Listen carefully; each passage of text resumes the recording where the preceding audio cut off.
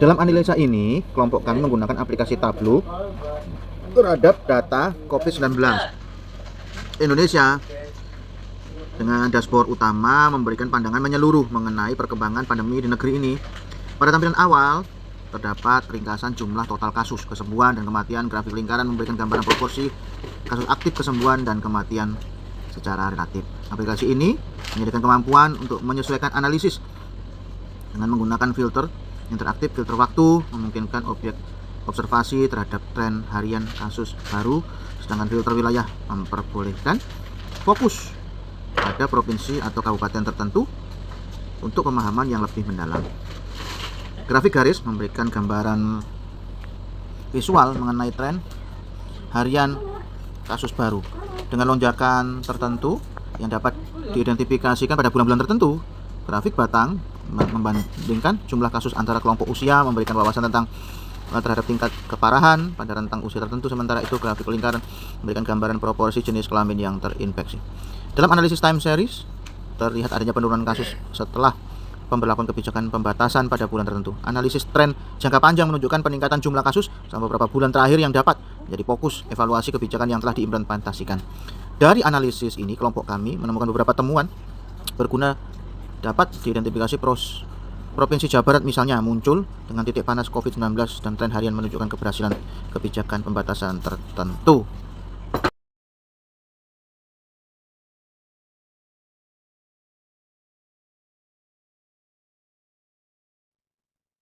Tugas 2 ini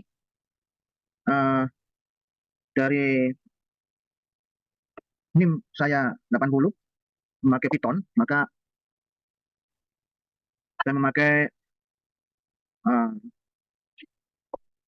program NumPy untuk memasukkan daripada data yang ditugaskan. Kemudian dari data yang diambil menunjukkan bahwa kalau di sini ada TP2 dan TP3 beserta H1, dilihat dari data yang ada 4 variabel, maka bisa dilihat bahwa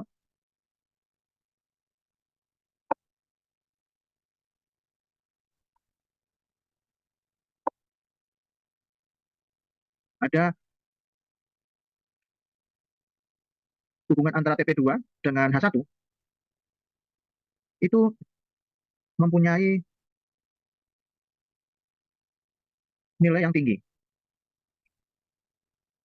Kalau kita lihat baik di sini ada pressure, reservoir, oil temper, motor current, power, average LPG. Maka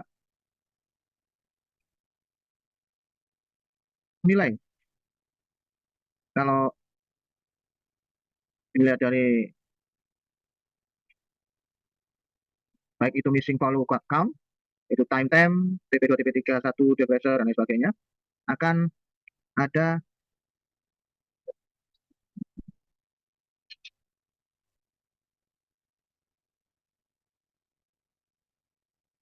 perubahan yang signifikan. Kalau kita lihat masuk di metrik ini, nilai ya, nilai dari min-nya ini 7, maka terlihat huruf yang seperti hanya yang tertera di sini 0,96. Karena indikatornya ini dibuat dengan warna yang terang, semakin terang warna maka semakin tinggi nilainya. Semakin pudar warnanya maka semakin pudar juga. Ini kalau dilihat dari yang biru ya. Maupun indikator yang di sebelah kanan ini saya dilihat, sehingga kalau dilihat bersama maka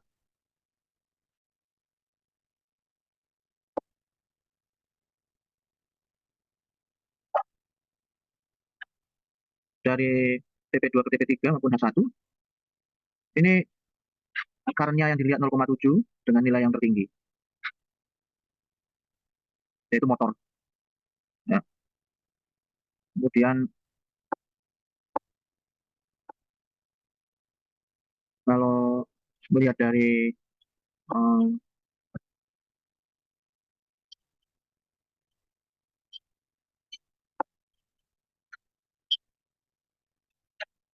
dari korelasi matrik ini, maka dapat dijelaskan bahwa oleh karena matrik ini dibuat dan mengetahui nilai-nilai ini seberapa jauh peningkatan maupun penurunannya. Di, di sini kalau dilihat 0,01 reservoir maupun caudal impuls hasil dari matrik ini, baik dari codingannya correlation metric of the feature melambangkan adanya dV pressure, adanya satu hubungan yang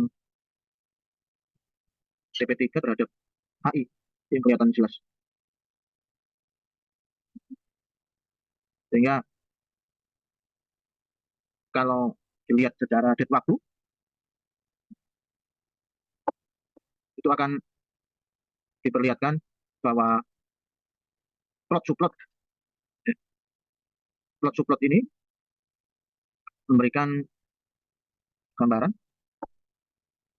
time series untuk TP2 ini cukup standar, namun TP3-nya ada satu peningkatan dan penurunan secara signifikan. Karena itu di dalam H-1 tetap standar, dan dilihat dari perhitungan nilai mendefinisikan dengan beberapa anomali dengan thresholdnya 3 akan memberikan perhitungan TP3 anomali, TP2 skor dimasuk-masukkan berbagai data akan memunculkan suatu bentuk tabel yang menjelaskan bahwa TP2-nya minus 0,01, TP3-nya 9,36, dan satunya 9,34 dengan rentang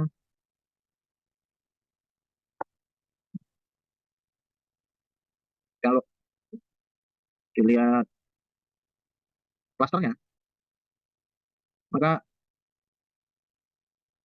akan dilihat standarnya, baik itu minus, min, dan variansi. Untuk itu DPD-nya klaster 4 untuk melihat data frame dari tabel di bawah ini. Klaster klaster yang dibagi ini menandakan deviasi pressure sesuai oleh temperatur yang memberikan label-label, sehingga harus ada randomnya.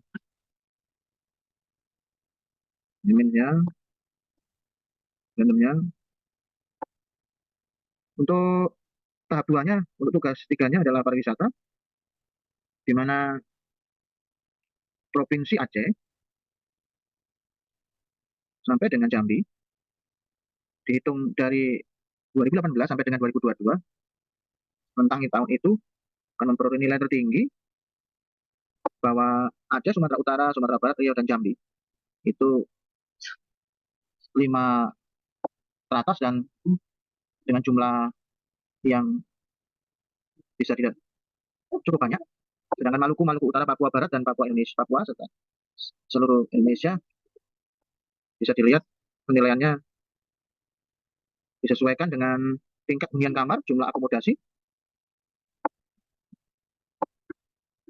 kemudian hotel, baik itu bintang dan non bintang, akan memberikan informasi sebagai berikut. Untuk perhitungan bisa dikatakan hotel non bintang. Tabel ini menjelaskan tingkat hunian kamar. Kalau kita lihat pada kuartal 2018 sampai dengan 2022 akan terlihat bahwa Pulau Jawa mendominasi jumlah tamu di hotel non berbintang secara keseluruhan. Kemudian jumlah tamu pada hotel berbintang tetap dikuasai Pulau Jawa secara umum. Namun untuk tamu, kalau dilihat melalui kurva ini dipecah-pecah per provinsi, juga terlihat bahwa Sumatera Utara membawai dari kurva yang paling tinggi untuk jumlah tamu. Karena itu perlu, karena itu mari kita lihat jumlah tamu Indonesia yang hotel non bintang. Kalau kurva biru, maka Sumatera Utara juga mendominasi pariwisata dengan jumlah tamu yang nginap di hotel non bintang tertinggi. Untuk tugas 2 demikian, untuk tugas 3 berkaitan dengan pertambangan dapat dijelaskan bahwa jumlah batu bara itu di tahun 2014 mengalami peningkatan signifikan. Karena itu baik dari volume perdagangannya akan menjadi perhatian daripada Pertamax Plus dan Ado Ido. Dengan info demikian bahwa kolom-kolom yang berbagai ini bisa diperhatikan dengan kenaikan sekitar 30,4%. Batu bara menjadi peringkat yang paling tertinggi di sektor pertambangan.